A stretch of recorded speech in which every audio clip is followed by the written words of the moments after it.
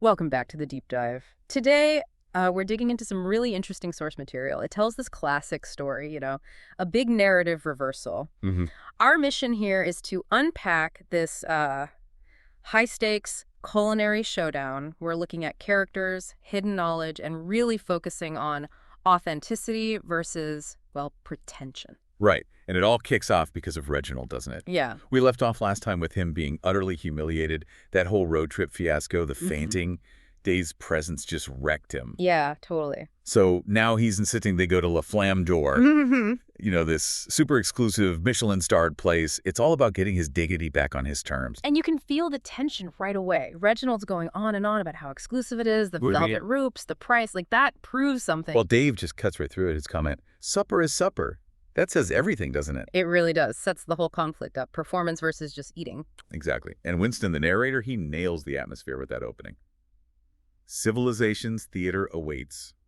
You know immediately this is more than just dinner. It's a stage. Okay, so let's dive into Act 1, the arrival.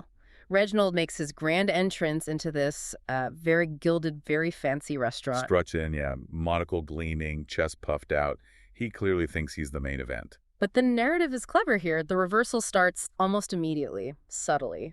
Right, and Reginald is totally oblivious. He's too busy lecturing everyone on, coat-checking etiquette and decorum. While he's doing that, Uncle Dave, who Reginald sees as this complete country bumpkin, right?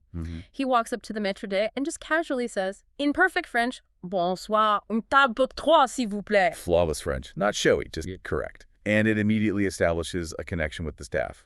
On their terms. And Reginald misses it completely. He's so lost in his own performance about how he belongs there, it's quite ironic. It really is. Dave uses the language of the house, quietly, respectfully, while Reginald is just making noise about status. It kind of bypasses Reginald's whole game. See, that brings us to the menu. This is where Reginald's facade really starts to crack in public. Oh yeah, the menu duel. He tries to order and it's just painful. He knows the fancy words, but he can't pronounce them. He butchers them. We get foie gras, coq au vin, bouillabaisse. It's the sound of insecurity, isn't it? Trying desperately to sound sophisticated, but revealing he only knows the names, not the actual substance, like he read it in a magazine. And then Dave steps in. No fuss, no drama. Just quiet precision. Terrine de foie gras avec compote de figue. Perfect pronunciation. And the waiter's reaction tells the whole story. Absolutely. He beams at Dave. There's this sense of relief, maybe even complicity, but he visibly winces when Reginald orders. It's not just about getting the words right, is it? It signals respect for the cuisine itself. Exactly, and Winston sums it up perfectly right there. The written word reveals the written man. Such a great line. It implies that if you can't even handle the language on the page, how can you possibly understand the thing itself? Right. His knowledge is purely surface level, just for show.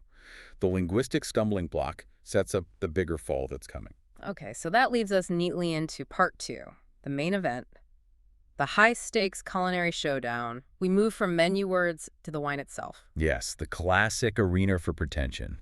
And Reginald sees this as his chance to recover. He goes into this whole elaborate performance. The swirling, the sniffing. Huge, exaggerated sniffing, trying to channel, generations of supposed connoisseurship, and then the climax. He sneezes directly into the wine glass. Bam. All that performance undercut by a basic bodily function. The source notes this total silence in the room.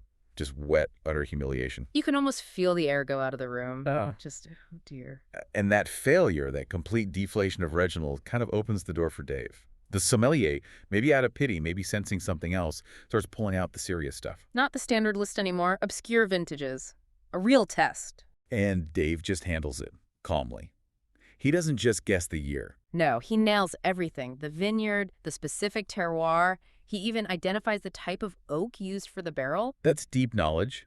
That's not memorized facts. That's lived experience, understanding the whole process. It's serious expertise. And this gets noticed, right? The chef himself starts peeking out from the kitchen. Yeah. He's intrigued.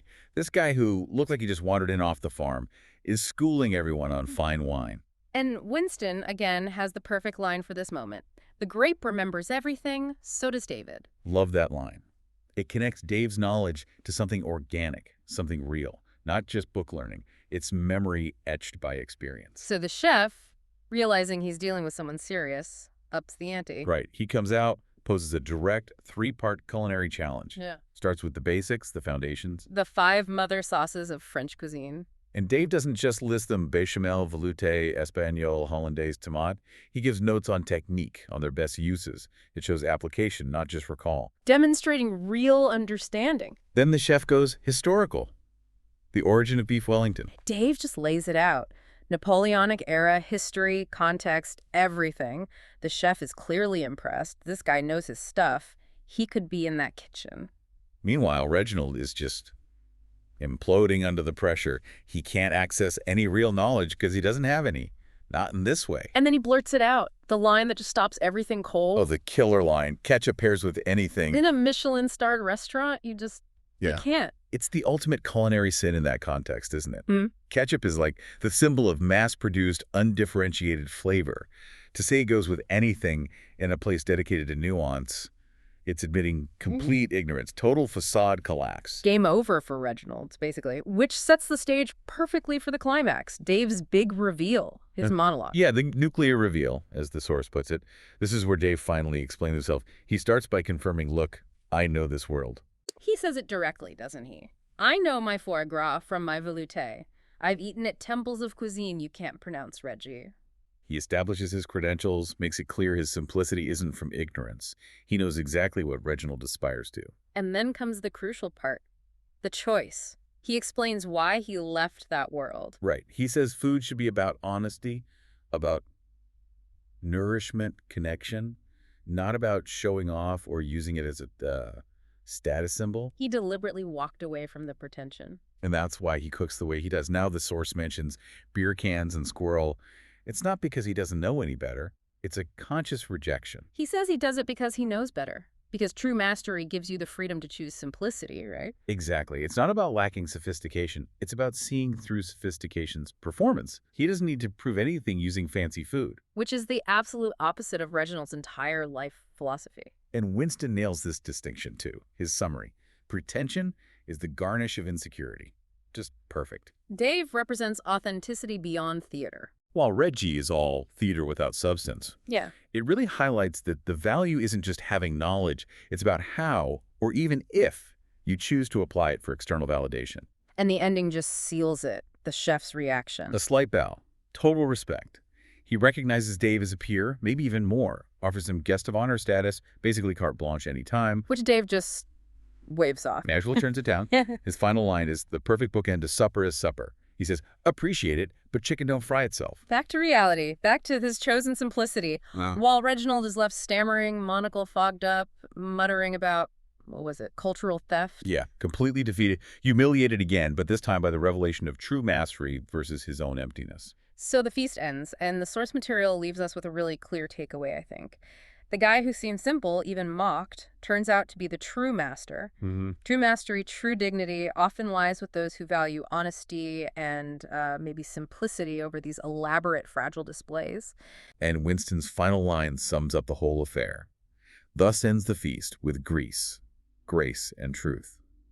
Grease from the simple chicken Dave's going back to, grace from his mastery, and the truth that was finally revealed. A really powerful narrative. It is.